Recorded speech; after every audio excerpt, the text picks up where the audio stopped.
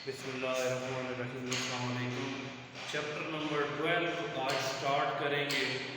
11 के ऑलमोस्ट तमाम टॉपिक हम कवर कर चुके हैं। जो थ्योरेटिकल पॉइंट ऑफ व्यू से जितने भी लॉन्ग क्वेश्चन थे वो सारे हमारे हो गए हैं। कुछ प्रोग्राम्स मैं करा चुका हूँ, कुछ जो पेंडिंग है वो इंशाल्लाह जब क्लासेस स्टार्ट होंगी वो साथ 1 बाय 1 रिवीजन के अंदर सी लैंग्वेज की जब रिवीजन होगी उसमें सारे पेंडिंग प्रोग्राम मैं साथ साथ कवर करा दूंगा। तो आज हमने शुरू करना है चैप्टर नंबर 12।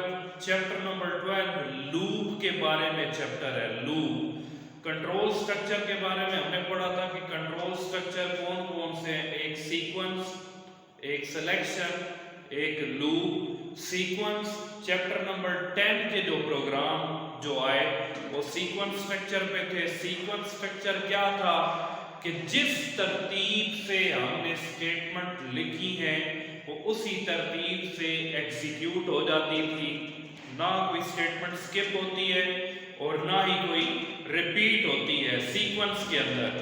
फिर चैप्टर नंबर 11 के अंदर हमने जितने टॉपिक्स पढ़े वो सारे के सारे सिलेक्शन स्ट्रक्चर पे थे।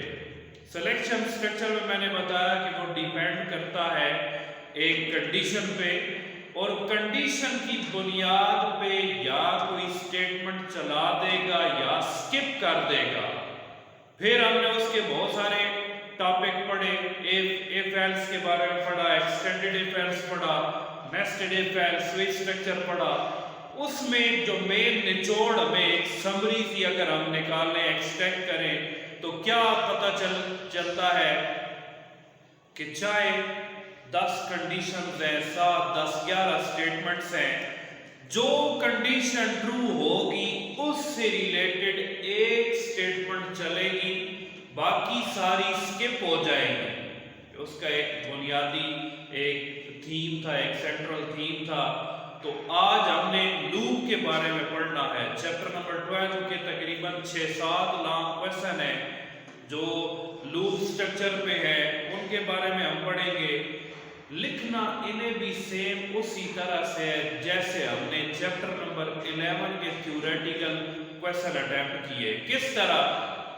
सबसे पहले जो भी लूप हम कर रहे हैं उसका इंट्रोडक्शन, सेकंड नंबर पे सिंटैक्स, फिर explanation of syntax, fourth number पे फिर हमने फ्लो चार्ट बनाना है, फिर वर्किंग और एंड पे एक एग्जांपल। इस तरतीब से हमने ये काम करना है। तो शुरू करते हैं चैप्टर नंबर 12 लूप।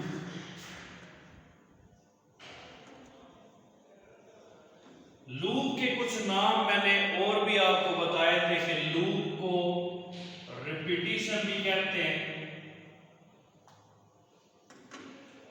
इसे आइटरेशन भी कहते हैं। अब लूप क्या है, ये काम कैसे करेगा, कौन से ऐसे प्रोग्राम्स हैं जिनमें हमें लूप को इस्तेमाल करना पड़ेगा। तो आज इसका इंट्रोडक्शन है, तो जो लूप के अंदर बेसिक चीजें इस्तेमाल होंगी वो मैं बताऊंगा। लूप किस सिचुएशन में हम लूप का इस्तेमाल करेंगे? जब हमने किसी स्टेटमेंट को रिपीट करना है। मसलन मैं कहता हूं स्क्रीन पे 50 बार पाकिस्तान को डिस्प्ले करो। स्क्रीन पे आउटपुट में कितनी बार? 50 बार पाकिस्तान लिखा हुआ है। अगर लूप का मैं इस्तेमाल नहीं करता, मैं सिंपल लिखता हूं print F Pakistan slash N, फिर नीचे print F Pakistan slash N, फिर print F Pakistan slash N, ये बड़ा टाइम कंज्यूमिंग टास्क है। टाइम कंज्यूमिंग कैसे? 50 स्टेटमेंट्स हमें लिखनी पड़ेगी, खुद से टाइप करनी पड़ेगी, तब जब हम प्रोग्राम चलाएंगे तब वो 50 बार पाकिस्तान डिस्प्ले होगा। तो अगर हम यही काम लूप की मदद से करें तो ये काम हमारा ज्यादा आसान हो जाएगा। कैसे आसान हो जाएगा? हमने सिर्फ एक काउंटर वेरिएबल बनाना है, उसकी स्टार्टिंग वैल्यू हम देंगे एंडिंग वैल्यू देंगे, स्टार्टिंग 1 एंडिंग 50, साथ बता देंगे कि 1 से 50 तक इसकी वैल्यूज हैं, स्टेटमेंट देंगे, प्रिंट है पाकिस्तान। तो जब स्टार्टिंग वैल्यू 1 आएगी पाकिस्तान डिस्प्ले हो जाएगा। कंडीशन में लगा हुआ है कि तब तक रिपीट करना है जब तक ये जो n है, कोई भी वेरिएबल है, इसकी वैल्यू 50 के बराबर या उससे कम है। तो 1 वैल्यू आई, पाकिस्तान डिस्प्ले हो गया, फिर 2 आई, पाकिस्तान डिस्प्ले हो गया, 3 4 50 बार एक स्टेटमेंट की मदद से पाकिस्तान डिस्प्ले हो जाएगा। तो लूप हम यूज करते हैं व्हेन वी वांट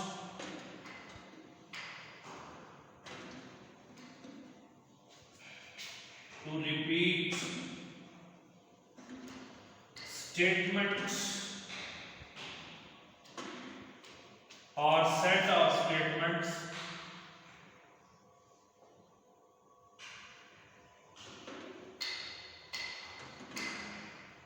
जब हम रिपीट करना चाह रहे हो किसी एक स्टेटमेंट को, या बहुत सारी स्टेटमेंट है, जब हम उन्हें रिपीट करना चाह रहे हैं, रिपीट एक से ज्यादा बार डिस्प्ले करना चाह रहे हैं, अगर इसे मैं लिखूं मैनी टाइम्स, एक से ज्यादा बार, कई बार हम जब रिपीट करना चाह रहे हैं स्टेटमेंट्स को, तो हम सहारा लेंगे लूप का। दूसरा, अगर हमें नंबर की सीरीज दिखानी है, सीरीज कैसे, when we want to display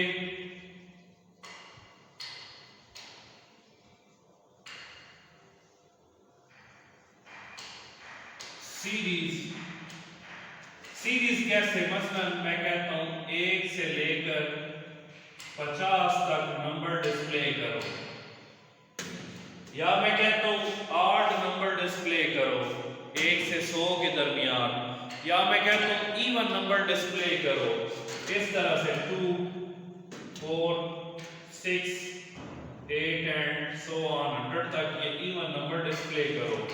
तो जब हम इस तरह की सीरीज को डिस्प्ले कराना चाह रहे हैं, तो तब हम प्रोग्राम के अंदर लूप का इस्तेमाल करेंगे।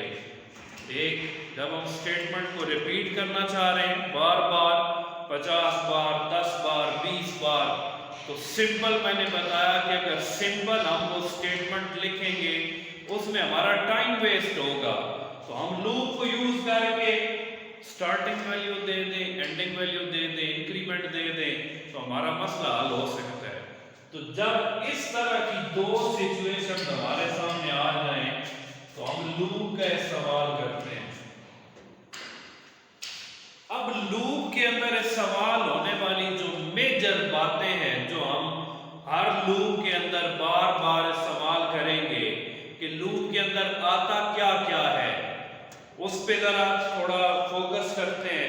हर लूप के अंदर वेरिएबल की स्टार्टिंग वैल्यू दी जाएगी और एंडिंग वैल्यू भी दी जाएगी। ये बात आपने ध्यान में रखनी है कि हर लूप में जहां पर भी हम लूप बनाएंगे, हमें वेरिएबल की स्टार्टिंग वैल्यू देनी पड़ेगी, स्टार्टिंग वैल्यू ऑफ वेरिएबल।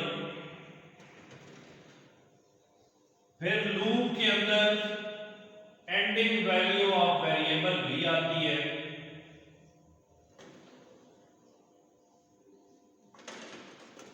मसलन 1 से लेकर 50 तक नंबर डिस्प्ले करने हैं, तो स्टार्टिंग वैल्यू 1 होगी, एंडिंग वैल्यू 50 होगी। अब 1 से 50 तक जाएंगे कैसे? क्या 1 के बाद 2, 2 के बाद 3, 3 के बाद 4 ऐसे डिस्प्ले कराना चाह रहे हैं?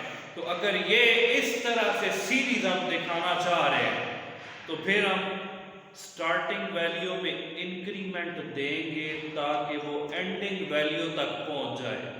तो लूप में जो तीसरी इंपॉर्टेंट चीज आती है वो या इंक्रीमेंट आता है या डिक्रीमेंट आता है।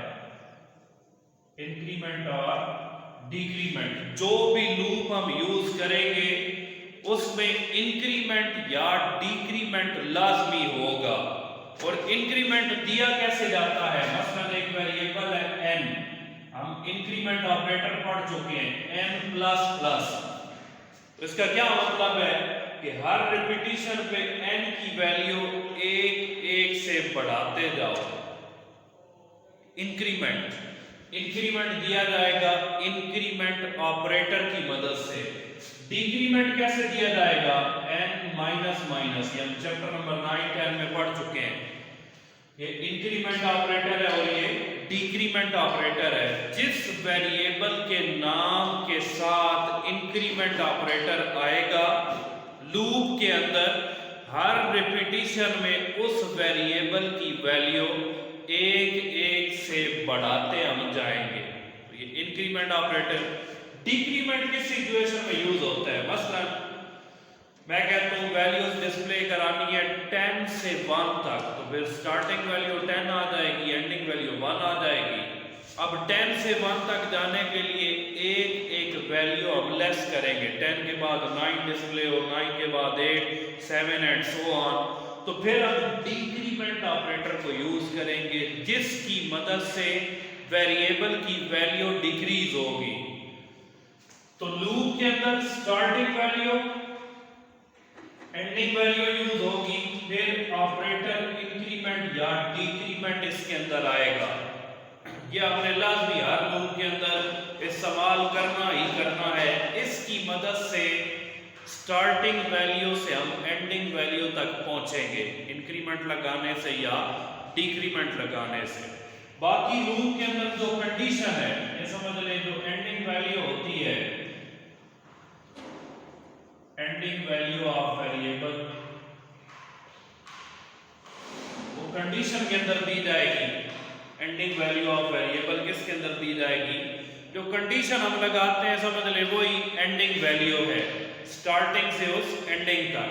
तो ये हर लूप के अंदर जो मोस्ट इंपॉर्टेंट चीजें हैं वो हमने देखनी है। इंक्रीमेंट आएगा या डिक्रीमेंट आएगा, प्लस कंडीशन जो एंडिंग वैल्यू ऑफ वेरिएबल होगी, स्टार्टिंग वैल्यू ऑफ वेरिएबल भी देनी होगी, जहां से जहां तक हम वैल्यूज को डिस्प्ले कराना चाह रहे हैं या जितनी बार हम स्टेटमेंट को रिपीट करना चाह रहे हैं। अब कुछ लूप ऐसे होते हैं, एक होता है काउंटर कंट्रोल वेरिएबल और एक उसमें सेंटिनल वैल्यू होती है जब इंटर होगी।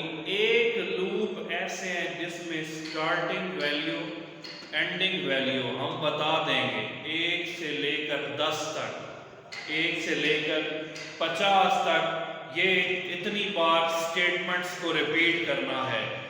कुछ ऐसे लूप होते हैं जिन्हें कहा जाता है इनफिनिट लूप।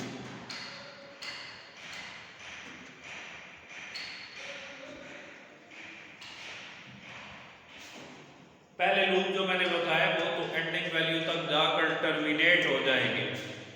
इनफिनिट लूप ऐसे लूप जो एंड नहीं होते, जिनकी कोई एंडिंग वैल्यू ही नहीं है, उसमें वैल्यूज आती जाएंगी, स्टेटमेंट डिस्प्ले होती जाएंगी, वो लूप टर्मिनेट नहीं होगा। तो ऐसा लूप जिसका कोई एंडिंग पॉइंट ना हो, शॉर्ट क्वेश्चन बड़ा इंपॉर्टेंट है, ऐसा लूप जिसका कोई एंडिंग पॉइंट ना हो वो लूप इनफिनिट लूप कहलाता है।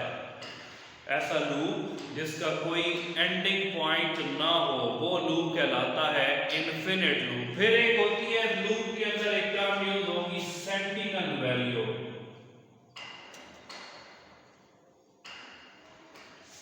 जब टॉपिक्स हम करेंगे तो ये टर्म्स हमारे सामने आएंगी, सेंटिनल वैल्यू। अब एक तो 1 से 50 तक वो खत्म हो गया। एक लूप ऐसे भी होते हैं जिसमें हम कोई सेंटिनल वैल्यू दे देते हैं कि जब तक वो वैल्यू इनकाउंटर नहीं होगी लूप को खत्म नहीं करना। मसलन 0 कहीं पर एंटर होता जाए, लूप टर्मिनेट कर दो। अब 5 एंटर हुआ, 7, 15, 30, 35, 90, 0 एंटर हुआ, 6 रिपीटिशन के बाद लूप टर्मिनेट हो गया। फिर वैल्यूज एंटर हुई, बहुत सारी वैल्यूज आई, कहीं पर -1 एंटर होता गया, लूप टर्मिनेट हो गया। तो ये सेंटिनल वैल्यू भी होती है जिस पे लूप डिपेंड करता है कि कब ये वैल्यू एनकाउंटर होगी, तब हमने प्रोग्राम को टर्मिनेट करना है। तो इसकी भी बहुत सारी, जब टॉपिक हम प्रॉपर स्टार्ट करेंगे तो जब ये टॉपिक सेंटिनल का आएगा तो मैं मुख्तलिफ एग्जाम्पल्स दूंगा, तब आपको ये मजीद क्लियर हो जाएगी। तो ये कुछ टर्म्स हैं जो इसके अंदर इस्तेमाल होती हैं। अब अगर लूप को एक्सप्लेन किया जाए फ्लो चार्ट बना के, तो लूप के अंदर कंडीशन आएगी। कंडीशन मैंने बताया जो एंडिंग वैल्यू ऑफ वेरिएबल होती है।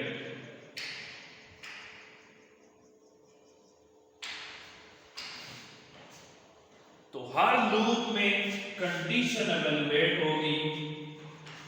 अगर तो ये कंडीशन ट्रू है तो ये स्टेटमेंट को चलाएगा, स्टेटमेंट या सेट ऑफ स्टेटमेंट को चलाएगा। फिर अगर इंक्रीमेंट या डिक्रीमेंट ऑपरेटर है वो अप्लाई होंगे, इंक्रीमेंट या डिक्रीमेंट। फिर कंट्रोल प्रोग्राम के स्टार्ट में आएगा, फिर कंडीशन को एवेलुएट करेगा। ये रिपीट करता रहेगा जब तक ये कंडीशन ट्रू रहेगी। ये स्टेटमेंट को या सेट ऑफ स्टेटमेंट्स को रिपीट करता रहेगा।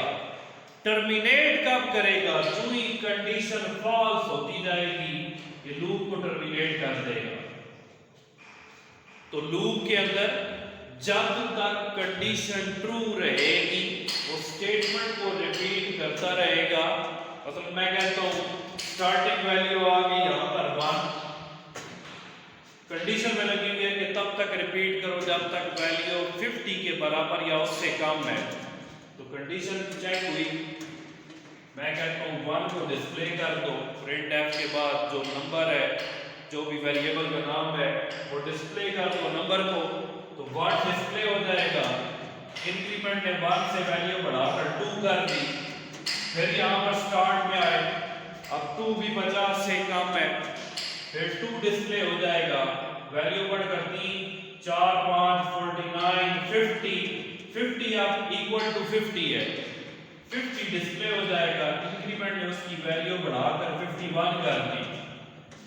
अब 51 आया, कंडीशन में लगा हुआ है, तब तक रिपीट करनी है जब तक वैल्यू 50 के बराबर या उससे कम है। अब 50 से बढ़ गई है, कंडीशन फॉल्स हुई, लूप टर्मिनेट हो जाएगा। यहाँ पर कंडीशन फॉल्स हुई तो लूप टर्मिनेट हो जाएगा। तो कुछ लूप ऐसे हैं जो कंडीशन के ट्रू होने पे स्टेटमेंट को चलाते रहते हैं। कुछ लूप ऐसे हैं जो कंडीशन के फॉल्स होने पे स्टेटमेंट को चलाते रहेंगे और ट्रू जब होगी तो लूप को टर्मिनेट कर देंगे।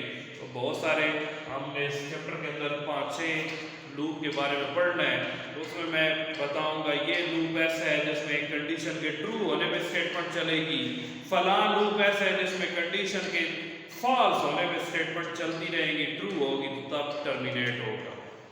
बाकी बातें इसमें सारी कंडीशन कैसे दी जाती है जो हम चैप्टर नंबर 11 में पढ़ चुके हैं कि condition is given as relational expression. हम इसमें रिलेशनल ऑपरेटर्स को इस्तेमाल करते हैं, उन ऑपरेटर्स की मदद से कंडीशन देंगे। फिर वही बात, कंडीशन 2 तरह के रिजल्ट प्रोड्यूस करेगी, या ट्रू या फॉल्स। तो अगर लूप ऐसा है जिसमें कंडीशन के ट्रू होने पे स्टेटमेंट रिपीट होगी तो वो जब तक ट्रू रहेगी स्टेटमेंट रिपीट करता रहेगा, फॉल्स होगी तो लूप टर्मिनेट हो जाएगा। तो अटेम्प्ट इन टॉपिक्स को जो करना है वो फिर मैं एक दफ़ा रिपीट कर दूं कि जिस तरह चैप्टर नंबर 11 के सारे थ्योरेटिकल क्वेश्चन हमने किए, इनको हमने वैसे ही अटेम्प्ट करना है। किस तरह? इंट्रोडक्शन स्टार्ट में जो भी लूप, कल अब हमने पढ़ना है व्हाइल लूप। तो व्हाइल लूप का पहले इंट्रोडक्शन आएगा, उसके बाद व्हाइल लूप का सिंटैक्स हमने लिखना है, फिर व्हाइल लूप के सिंटैक्स को हमने एक्सप्लेन करना है, फिर फ्लो चार्ट बनाना है, फिर वर्किंग लिखनी है और एंड पे एक छोटा सा प्रोग्राम बनाकर उसकी एग्जांपल दी जाए। तो ये लूप का इंट्रोडक्शन है।